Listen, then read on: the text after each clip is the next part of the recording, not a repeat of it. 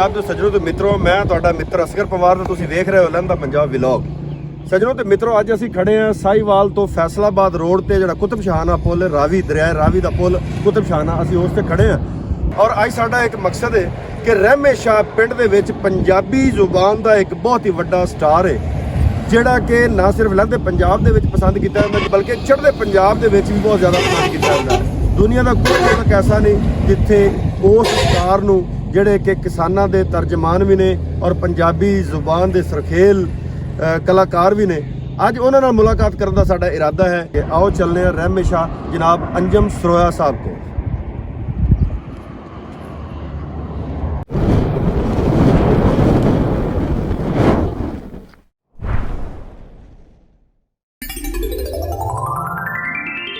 लहंदे ते चढ़दे पंजाब दे सज्जनों ते मित्रों, मैं हाँ तुहाडा मित्र असगर पंवार ते तुसीं वेख रहे हो लहंदा पंजाब व्लॉग।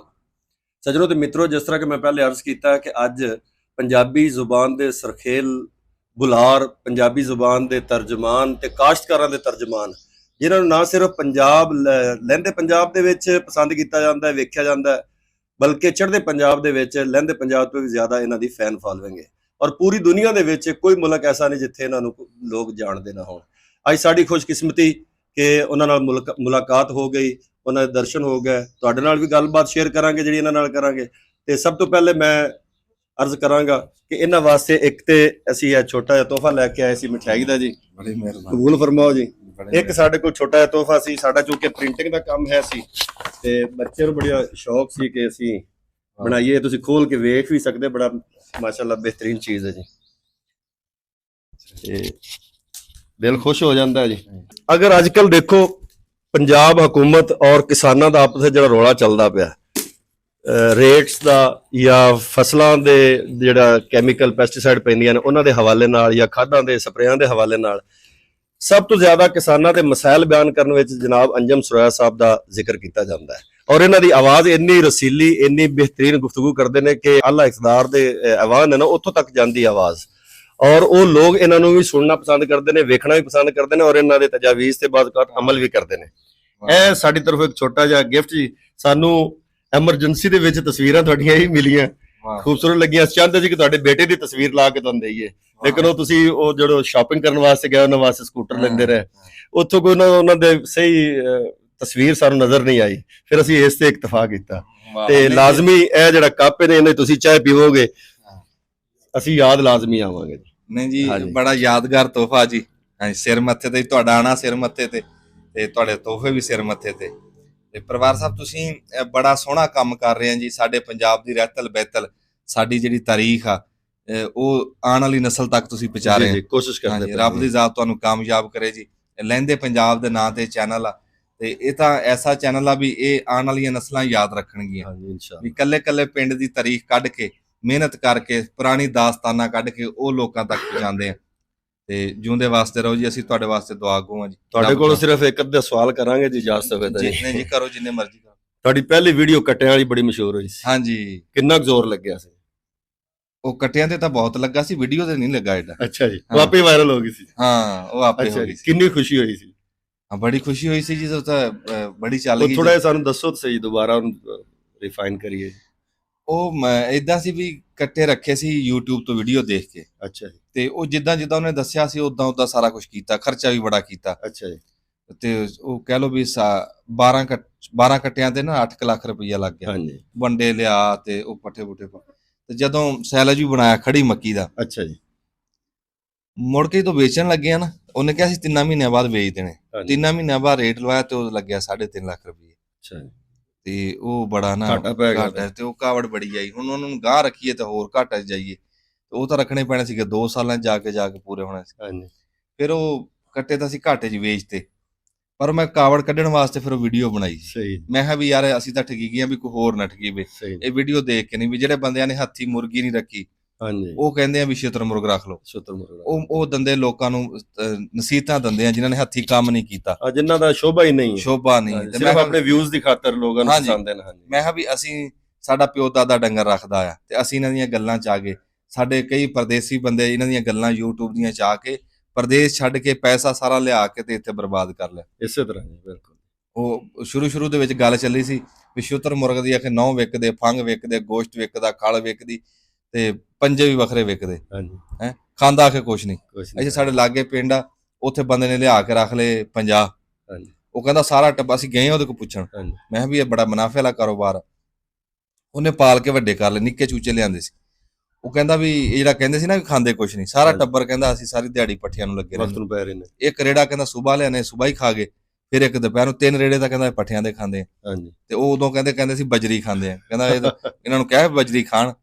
ਫਿਰ ਕਹਿੰਦਾ ਸੀ ਉਹ ਵਿਕਦੇ ਆ, ਤੇ ਉਹ ਹੁਣ ਕਹਿੰਦਾ ਗਾਹਕ ਕੋਈ ਨਹੀਂ, ਸ਼ੁਤਰ ਮੁਰਗ ਕਿਹਨੇ ਲੈਣਾ, ਕਿੰਨੇ ਲੈਣਾ ਨਾ ਕੋਈ ਫੰਗ ਦਾ ਗਾਹਕ ਨਾ ਕੋਈ। ਉਦੋਂ ਕਹਿੰਦਾ ਸੀ ਬਿੱਠਾਂ ਵਿਕਦੀਆਂ ਇਹਦੀਆਂ। ਹਾਂਜੀ ਮੁੜ ਕੇ ਸ਼ੁਤਰ ਮੁਰਗ ਸਬੂਤਾ ਨਾ ਵਿਕੇ, ਉਹ ਬੰਦਾ ਨਾ ਗਾਲਾਂ ਕੌਣ ਦੇ ਨਾ ਕੌਣ ਦੇ। ਉਹ ਬੰਦਾ ਗਾਲਾਂ ਕੱਢੇ। ਉਹ ਕਹਿੰਦਾ ਮੈਂ 35 ਸਾਲ ਉੱਥੇ ਲਾਏ ਸਾਊਦੀ ਅਰਬ, ਅੱਛਾ ਜੀ 35 ਸਾਲਾਂ ਦੀ ਕਮਾਈ ਲਿਆ ਕੇ ਕਹਿੰਦਾ ਮੈਂ ਕੁਕੜਾਂ ਸ਼ੁਤਰ ਚ ਦੇ। ਮੁਰਗਾਂ ਦੇ। ਹਾਂ ਤੇ ਉਹ ਖੇ ਸਵਾ ਬੱਚਾ ਉਹ ਅਖੀਰ ਉਹ ਮਰਨ ਲੱਗ ਗਏ, ਹਾਂਜੀ ਤੇ ਉਹ ਸਾਰੇ ਮਰ ਗਏ ਉਹਦੇ ਤੇ ਕੀ ਖਰਾਬ ਹੋਇਆ। ਏਦਾਂ ਲੋਕਾਂ ਨੂੰ ਖਰਾਬ ਕੀਤਾ। ਜਿਹੜੇ ਮਸ਼ਵਰੇ ਦਿੰਦੇ ਆ, ਜਿਨ੍ਹਾਂ ਨੇ ਹੱਥੀਂ ਕੰਮ ਨਹੀਂ ਕੀਤਾ ਹੁੰਦਾ, ਹਾਂਜੀ ਉਹ ਮਸ਼ਵਰੇ ਦਿੰਦੇ ਆ। ਤੇ ਉਹ ਉਦੋਂ ਮੈਂ ਇਹ ਗੱਲ ਕਰੀ ਸੀ। ਤੁਹਾਡਾ ਉਹ ਛੋਟਾ ਜਿਹਾ ਜਿਹੜਾ ਨੁਕਸਾਨ ਹੈ ਨਾ ਜੀ, ਹਾਂਜੀ ਕਾਫੀ ਸਾਰੀ ਦੁਨੀਆ ਨੂੰ ਬਚਾ ਗਿਆ, ਬਹੁਤ ਵੱਡੇ ਵੱਡੇ ਨੁਕਸਾਨਾਂ ਤੋਂ ਉਹ ਤਾਂ ਮੈਨੂੰ ਵੀ ਬਚਾ ਗਿਆ। ਬਚਾ ਗਿਆ ਜੀ, ਕੋਈ ਸ਼ੱਕ ਨਹੀਂ। ਹਾਂ ਉਹਨੂੰ ਤਾਂ ਹੁਣ ਘਾਟਾ ਕਹਿਣ ਨੂੰ ਦਿਲ ਨਹੀਂ ਅੱਲਾਹ ਕਰਦਾ। ਪਾਕ ਨੇ ਤੁਹਾਨੂੰ ਉਸ ਨੁਕਸਾਨ ਤੋਂ ਬਾਅਦ ਇੱਜ਼ਤਾਂ ਕਿੰਨੀਆਂ ਦਿੱਤੀਆਂ। ਹਾਂ ਉਹਨੂੰ ਹੁਣ ਘਾਟਾ ਕਹਿਣ ਨੂੰ ਦਿਲ ਨਹੀਂ ਦਿਲ ਨਹੀਂ ਕਰਦਾ, ਉਹ ਮੁਨਾਫਾ ਹੀ ਉਹ ਮੁਨਾਫਾ ਸੀ। ਮੁਨਾਫਾ ਸੀ। ਹਾਂਜੀ ਹਾਏ ਤੇ ਦੂਸਰਾ ਇਹ ਸੀ ਸਵਾਲ ਕਿ ਅਖਾਣ ਲਿਖ ਕੇ ਰੱਖਦੇ ਹੋ ਜਾਂ ਕਿਸੇ ਕੋਲ ਸੁਣਦੇ ਹੋ ਜਾਂ ਕਿਸੇ ਕਿਤਾਬ ਦੇ ਵਿੱਚੋਂ ਵੇਖਦੇ ਹੋ, ਕਿੱਥੋਂ ਵੇਖਦੇ ਹੋ? ਮਾਸ਼ਾਅੱਲਾ ਹਰ ਵੀਡੀਓ ਦੇ ਵਿੱਚ ਤੁਹਾਡਾ ਅਖਾਣ ਨਵਾਂ ਹੀ ਹੁੰਦਾ। ਇਹ ਸਾਡੇ ਦੇ ਫਿਰ ਇੱਥੇ ਰਹਿਤਲ ਬੈਤਲ ਕਹਿੰਦੇ। ਹੁਣ ਜਿੱਦਾਂ ਪ੍ਰਾਹੁਣੇ ਬੈਠੇ ਆ, ਹੁਣ ਚੌਧਰੀ ਸਾਹਿਬ ਬੈਠੇ ਸੀ ਤੇ ਇਹਨਾਂ ਨੇ ਹੁਣ ਗੱਲ ਇੱਕ ਸੁਣਾਈ ਆ, ਉਹ ਹੁਣ ਮੇਰੇ ਕੰਮ ਆ ਜੂ। ਹਾਂਜੀ ਹਾਂ ਇੱਥੇ ਸੁਣਾਈ ਦੋਸਤ ਨੇ ਇੱਕ ਨੇ ਕੁੱਤੀ ਚੋਰਾਂ ਨਾਲ ਰਲ ਗਈ। ਹਾਂ ਉਹ ਹੁਣ ਦੇਖੋ ਗੱਲ ਖਾਨ ਸੀਗਾ ਹੈ। ਬਿਲਕੁਲ ਉਹ ਇਦਾਂ ਗੱਲਾਂ ਰਲਦੀਆਂ ਰਹਿੰਦੀਆਂ, ਯਾਨੀ ਕਿ ਪ੍ਰੀ ਪਲਾਨ ਨਹੀਂ ਹੈ, ਪਹਿਲੇ ਮਨਸੂਬਾਬੰਦੀ ਨਹੀਂ ਹੈ। ਨਹੀਂ ਇਹ ਫਿਰ ਲੱਭ ਜਾਂਦੇ ਆ ਖਾਨ, ਸਾਡੇ ਤੇ ਤੁਰੇ ਫਿਰਦੇ ਆ, ਗੱਲਾਂ ਤੁਰੀਆਂ ਫਿਰਦੀਆਂ, ਬਸ ਉਹੀ ਫੜ ਫੜ ਕੇ ਪਹੁੰਚਾ ਦਿੰਦਾ। ਪੰਜਾਬੀ ਦੇ ਹਵਾਲੇ ਨਾਲ ਕੀ ਕਹਿਣਾ ਚਾਹੋਗੇ? ਸਾਡੇ ਅਦਾਰਿਆਂ ਦੇ ਵਿੱਚ ਤਾਂ ਨਹੀਂ ਬੋਲੀ ਜਾਂਦੀ ਨਾ ਪੰਜਾਬੀ, ਜਾਣਬੁੱਝ ਕੇ ਪਿੱਛੇ ਰੱਖਿਆ ਜਾਂਦਾ, ਬਲਕਿ ਜਿਹੜਾ ਬੰਦਾ ਪੰਜਾਬੀ ਬੋਲਦਾ ਉਹਨੂੰ ਸਾਡੇ ਲੋਕ ਆਖਦੇ ਨੇ ਕਿ ਉਹ ਜੱਟ ਹੈ, ਜੰਗਲੀ ਹੈ, ਜਾਂ ਇਹ ਦੇਸੀ ਮਾਹੌਲ ਦਾ ਬੰਦਾ, ਉਹਨੂੰ ਉਹ ਇੱਜ਼ਤ ਰਿਸਪੈਕਟ ਨਹੀਂ ਦਿੱਤੀ ਜਾਂਦੀ। ਜਦਕਿ ਸਾਡਾ ਜਿਹੜਾ ਗਵਾਂਢੀ ਮੁਲਕ ਹੈ ਉਹ PhD ਜਾਂ MBBS ਵਗੈਰਾ ਸਾਰਾ ਕੁਝ ਪੰਜਾਬੀ 'ਚ ਕਰਵਾਉਂਦਾ ਹੈ। ਆਪਣੇ ਇੱਥੇ ਪੰਜਾਬੀ ਦੇ ਹਵਾਲੇ ਨਾਲ ਬਹੁਤ ਜ਼ਿਆਦਾ ਕਸਮਪਰਸੀ ਹੈ। ਪੰਜਾਬੀ ਜੀ ਬੋਲਣ ਦੀ ਹੱਦ ਤੱਕ ਤਾਂ ਹੁਣ ਆਪਾਂ ਕਾਮਯਾਬ ਹੋ ਗਏ ਆ ਅਲਹਮਦੁਲਿਲਾ, ਕਿ ਲੋਕ ਕੈਮਰੇ 'ਚ ਫਖਰ ਨਾਲ ਬੋਲਦੇ ਆ, ਤੇ ਹੁਣ ਥਾਂ ਥਾਂ ਤੇ ਮਾਂ ਬੋਲੀ ਦਾ ਸਿਰ ਉੱਚਾ ਹੋਇਆ।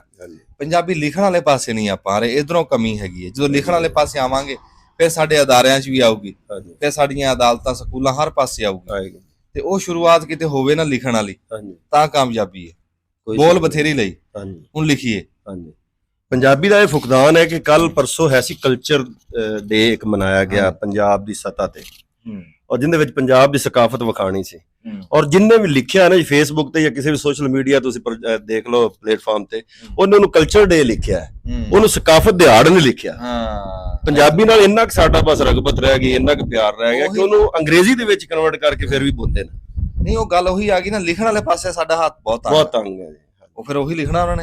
ਅਸੀਂ ਤੇ ਕੋਸ਼ਿਸ਼ ਇਹੀ ਕਰਨਾ ਕਿ ਆਪਣੇ ਚੈਨਲ ਦੇ ਵਿੱਚ ਪੰਜਾਬ ਦਾ ਜਿਹੜਾ ਕਲਚਰ ਹੈ ਨਾ, ਥਰੂ ਆਊਟ ਸਾਰੀ ਸਕਾਫਤ ਇਹ ਦਿਖਾਈ ਜਾਵੇ।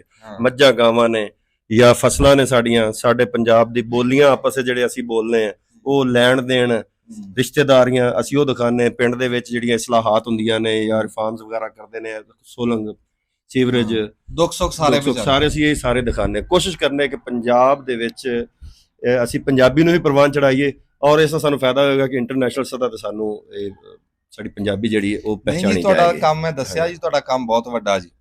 ਸਾਡੇ ਪਿੰਡਾਂ ਦੀ ਜਿਹੜੀ ਰਹਿਤਲ ਬਹਿਤਲ ਆ, ਇਹ ਕੈਮਰੇ ਦੇ ਵਿੱਚ ਰਿਕਾਰਡ ਹੋ ਰਹੀ ਆ, ਆਉਣ ਵਾਲੀ ਨਸਲਾਂ ਵੀ ਸਾਡੀਆਂ ਦੇਖਣਗੀਆਂ, ਤੇ ਇਹ ਤਾਂ ਬਹੁਤ ਵੱਡਾ ਸਨੇਹ। ਮੈਂ ਪਹਿਲੀ ਕਾਨਫਰੰਸ ਤੇ ਵੀ ਨਹੀਂ ਜਾ ਸਕਿਆ, ਦੂਸਰੀ ਤੇ ਵੀ ਨਹੀਂ ਜਾ ਸਕਦਾ, ਕੁਦਰਤੀ ਬਿਮਾਰ ਹੋ ਗਿਆ।